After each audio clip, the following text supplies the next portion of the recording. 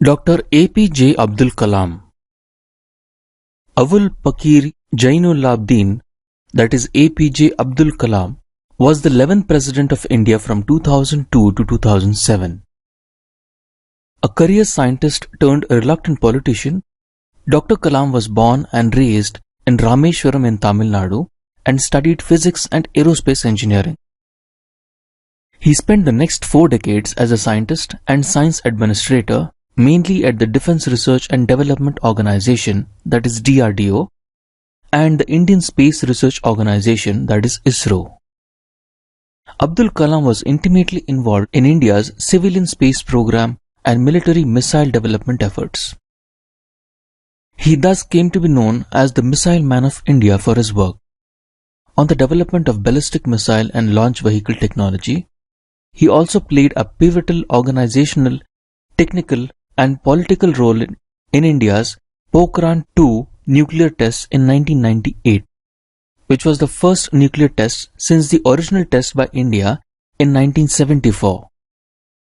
Dr. Kalam came from a very poor fisherman family and worked hard even as a child to educate himself. His hard work and quest for knowledge got him to earn his graduation. After graduating from the Madras Institute of Technology in 1960, Kalam joined the Aeronautical Development Establishment of the Defence Research and Development Organisation as a scientist. He started his career by designing a small helicopter for the Indian Army. Kalam also was working under Vikram Sarabhai, the renowned space scientist. In 1969, Kalam was transferred to ISRO, where he was the project director of India's first satellite launch vehicle, the SLV-3, which was successfully used to deploy the Rohini satellite in near-Earth orbit in July of 1980. Kalam at first started work on an expandable rocket project independently at DRDO in 1965. In the 1970s, Kalam also directed 2 projects, Project Devil and Project Valiant, which sought to develop ballistic missiles from the technology of the successful SLV program. His research and educational leadership brought him great laurels and prestige in the 1980s. Kalam then served as a chief scientific advisor to the Prime Minister and Secretary of the Defence Research and Development Organisation during 1992 to 1999.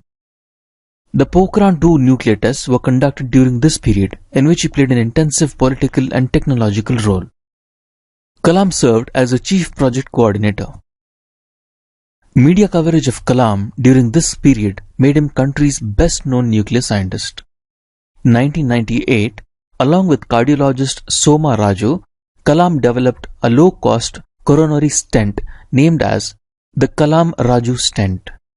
In 2012, the duo again designed a rugged tablet computer for healthcare in rural areas, which was named the Kalam Raju tablet. Kalam was elected the President of India in 2002 with the support of both the ruling BJP and the opposition Indian National Congress. After serving a term of 5 years, he returned to his civilian life of education, writing and public service. He was a recipient of several prestigious awards, including the Bharat Ratna, which is India's highest civilian honor.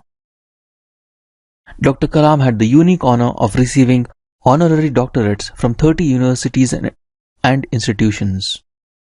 Kalam was the 3rd President of India to have been honored with a Bharat Ratna before becoming the President. Dr. Sarvepalli Radhakrishnan and Dr. Zakir Hussain were the earlier recipients of Bharat Ratna, who later became the Presidents of India. During his term as President, he was affectionately known as the People's President.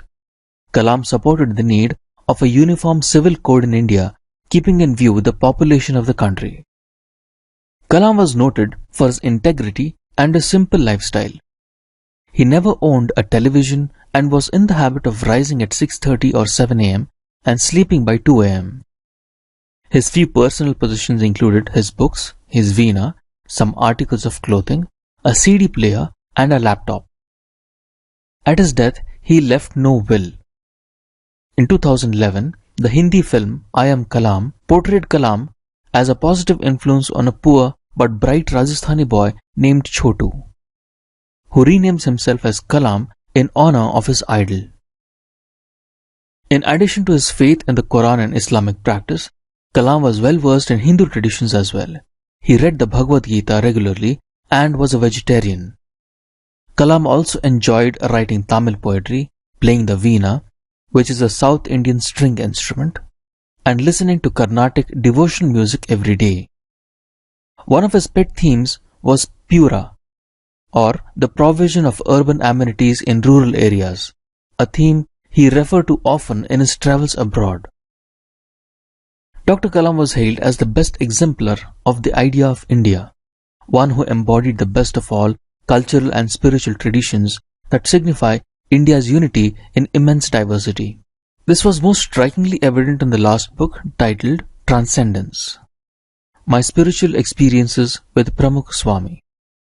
Popular with children and young people, Mr. Kalam engaged the youth by reaching out to them through lectures and public interactions.